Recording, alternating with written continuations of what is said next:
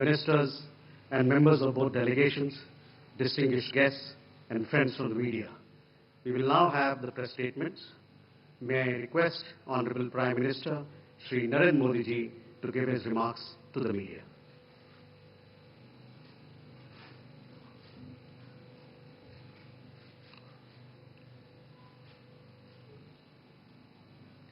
Your Excellency, प्रधानमंत्री mitsotakis, दोनों देशों के डेलीगेट्स, मीडिया के साथियों, नमस्कार। प्रधानमंत्री mitsotakis और उनके डेलीगेशन का भारत में स्वागत करते हुए मुझे बहुत खुशी हो रही है।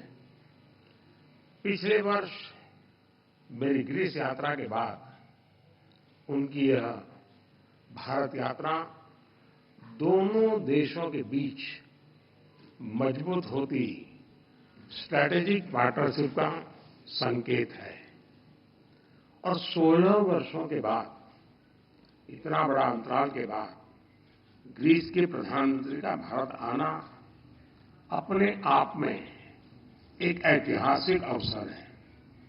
फ्रेंड्स, हमारी आज की चर्चाएं बहुत ही सार्थक और उपयोगी रही। यह प्रसन्नता का विषय है कि हम 2030 तक द्विपक्षीय व्यापार को 2 गुना करने के लक्ष्य की ओर तेजी से अग्रसर है। हमने अपने सहयोग को नई ऊर्जा और दिशा देने के लिए कई नए अवसरों की पहचान की। कृषि के क्षेत्र में दोनों देशों के बीच करीबी सहयोग की संभावनाएं अनेक हैं और मुझे खुशी है कि पिछले वर्ष इस क्षेत्र में किए गए समझौते के कार्यान्वयन के लिए दोनों पक्ष कदम उठा रहे हैं। हमने pharma, medical devices, technology, innovation, skill development और स्पेस जैसे कई क्षेत्रों में सहयोग बढ़ाने पर जोर दिया। हमने दोनों देशों के स्टार्टअप्स को भी आपस में जोड़ने पर चर्चा की। शिपिंग और कनेक्टिविटी दोनों देशों के लिए उच्च प्राथमिकता के विषय हैं। हमने इन क्षेत्रों में भी सहयोग को बढ़ाने पर विचार विमर्श किया। फ्रेंड्स, डिफेंस और सिक्योरिटी में बढ़ता सहयोग हमारे गहरे आपसी विश्वास को दर्शाता है। इस क्षेत्र में वर्किंग ग्रुप के गठन से हम defence, cyber security, counter terrorism, maritime security जैसी साझा चुनौतियों पर आपसी समन्वय बढ़ा सकेंगे। भारत में डिफेंस मैन्युफैक्चरिंग में को प्रोडक्शन और को डेवलपमेंट के नए अवसर बन रहे हैं जो दोनों देशों के लिए लाभदायक हो सकते हैं। हमने दोनों देशों के रक्षा उद्योगों को आपस में जोड़ने पर सहमति जताई है। आतंकवाद के खिलाफ लड़ाई में भारत और ग्रीस की चिंताएं और प्राथमिकताएं समान है। हमने इस क्षेत्र में अपने सहयोग को और अधिक मजबूत करने पर विस्तार पूर्वक चर्चा की। फ्रेंड, 2 प्राचीन और महान सभ्यताओं के रूप में भारत और ग्रीस के बीच गहरे सांस्कृतिक और पीपल टू पीपल संबंधों का लंबा इतिहास है। लगभग 2500 वर्षों से दोनों देशों के लोग व्यापारिक और सांस्कृतिक संबंधों के साथ साथ विचारों का भी आदान प्रदान करते हैं। आज हमने इन संबंधों को एक आधुनिक स्वरूप देने के लिए कई नए इनिशिएटिव्स की पहचान की। हमने दोनों देशों के बीच migration and mobility partnership agreement को जल्द से जल्द संपन्न करने पर चर्चा की। इससे हमारे पीपल टू पीपल संबंध और सुदृढ़ होंगे। हमने दोनों देशों के उच्च शिक्षा संस्थानों के बीच सहयोग को बढ़ावा देने पर भी बल दिया। अगले वर्ष भारत और ग्रीस के डिप्लोमेटिक संबंधों की 75वीं वर्षगांठ मनाने के लिए हमने एक एक्शन प्लान बनाने का निर्णय लिया। इससे हम दोनों देशों की साझा धरोहर, science and technology, innovation, sports और अन्य क्षेत्रों में उपलब्धियों को वैश्विक मंच पर दर्शा सकेंगे। फ्रेंड्स, आज की बैठक में हमने कई क्षेत्रीय और अंतर्राष्ट्रीय मुद्दों पर भी चर्चा की। हम सहमत हैं कि सभी विवादों और तनावों का समाधान डायलॉग और डिप्लोमेसी के माध्यम से ही किया जाना चाहिए। हम इंडो पैसिफिक में ग्रीस की सक्रिय भागीदारी और सकारात्मक भूमिका का स्वागत करते हैं। यह खुशी का विषय है कि ग्रीस ने इंडो पैसिफिक ओशन इनिशिएटिव से जुड़ने का निर्णय लिया है। पूर्वी मेडिटरेनियन क्षेत्र में भी सहयोग के लिए सहमति बनी है। भारत की G20 अध्यक्षता के दौरान लॉन्च किया गया आईमेक कॉरिडोर लंबे समय तक मानवता के विकास में महत्वपूर्ण योगदान देगा। इस पहल में ग्रीस भी एक अहम भागीदार बन सकता है। हम यूएन तथा अन्य वैश्विक संस्थानों के रिफॉर्म के लिए सहमत हैं ताकि इन्हें समकालीन बनाया जा सके। भारत और ग्रीस वैश्विक शांति और स्थिरता में योगदान देने के लिए अपने प्रयास जारी रखेंगे। एक्सेलेंसी, आज शाम आप रायसीना डायलॉग में चीफ गेस्ट के तौर पर शामिल होंगे। वहां आपका संबोधन सुनने के लिए हम सभी उत्सुक हैं। आपकी भारत यात्रा और हमारी उपयोगी चर्चा के लिए मैं आपका बहुत बहुत धन्यवाद करता हूं। Thank you, sir.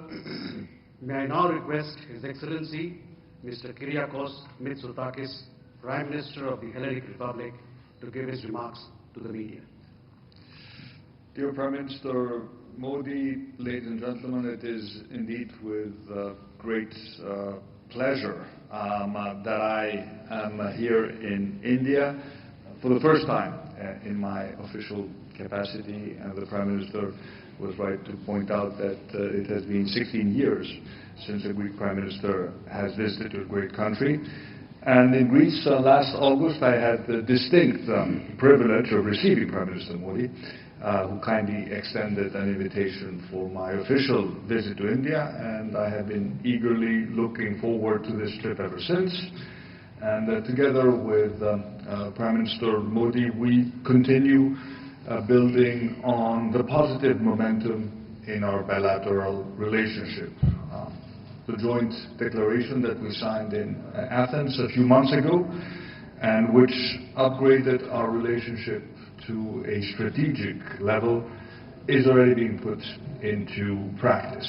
And as the Prime Minister said, we are making significant progress towards deepening the strategic cooperation in all spheres, in security and defense, investment and trade, science and technology, cyberspace, education, culture, tourism, agriculture. Greece and India are close to one another in many respects. Our shared values serve as the bridge that brings us closer. Both share, I would say, a certain ethos, or dharam as you call it. We both share, as the Prime Minister said, a strong commitment to international law, and especially the United Nations Convention on the Law of the Seas. We're both loyal to the principle of the UN Charter, diplomacy and stability. And crucially, the world's oldest democracy, the world's largest democracy, share the mutual political will to cooperate with each other to establish partnerships and to explore and create new synergies. And in Prime Minister Modi, I have found a visionary, a principled leader, and dare I say, a true friend. And the importance that we attach to our relations with India is evident not only in the increase of our bilateral contacts over the past year, but also in the partnerships we have developed. Last year, we signed a memorandum of understanding in crucial areas such as agriculture and defense. And this year we are working, and I'm sure we will finalize very quickly, a very important agreement on migration and mobility. It will constitute a very important step towards strengthening our cooperation in issues such as legal migration, fighting human trafficking, but also offering young Indians an opportunity to come and work in Greece and benefit from the growth of our economy. And the prospects for strengthening our connection, thanks to the India Middle East Europe corridor, what we call the IMEC project, which was launched by India during its G20 presidency, are even brighter. Greece, we just have to look at the map to realize this, is India's gateway to Europe. And through IMEC, we see our participation as a very important aspect of this strategic partnership. But of course, as we discussed, in order to achieve this, we need peace in the Middle East, and stability is the necessary condition for every project that aims to increase the greater prosperity of the greater region to the benefit of all countries involved. And several of my meetings here in India today, together with a very large delegation of Greek business representatives, focus on promoting our economic ties, with particular emphasis on sectors such as renewable energy infrastructure, our ports and shipping, and logistics. And of course, we want to learn from the Indian miracle of information technology, and as we discussed, bring together our very vibrant startup communities. And mutual investments are a major goal in these bilateral relations. I am pleased to say we already have important Greek investments in India in many sectors, including food products, infrastructure, in transport and logistics. And of course, India is also beginning to invest in Greece. For example, an Indian company is building, together with a leading Greek construction company, the new airport on my home island of Crete. But of course, we need to be more ambitious when it also comes to trade flows, doubling our trade by 2030, why not earlier? And in every area, our cooperation, I think, shows great promise, not only bilaterally, but also in multilateral arenas, including the UN. Greece will support India's candidacy to the UN Security Council for the period 2028-2029. And of course, we also support and participate in the broader dialogue about reforming the UN itself in order to make it more representative of the shifting patterns of development and global power. We know that the world today is facing unprecedented challenges that require immediate and efficient action, from the ongoing war in Ukraine to the situation in the Middle East, from climate change to food, energy security. For all these things, for all these challenges, one thing is certain: in order for governments to tackle them, international partnerships and collective action is paramount. And India has a critical role to play in this endeavor. And we view India as one of the main pillars of stability and security in the broader region of the Indo-Pacific. And given your size, history, your strategic importance, it is a very positive development that India is assuming with vigor this new leadership role. We consider our country to constitute a pillar of stability in our own region, the Eastern Mediterranean, and it is this mutual commitment to peace that has brought us so close, and that will, I believe, foster and strengthen this strategic partnership. We have set a lot of very specific deliverables to our teams, and as we will be celebrating, as you pointed out, your Prime Minister, 75 years of diplomatic relations next year, I think this gives us the added impetus to work towards materializing this very ambitious agenda.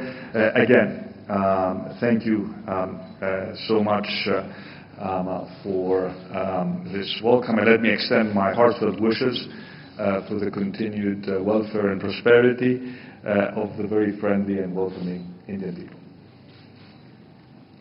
Thank you, sir. That concludes the press statement.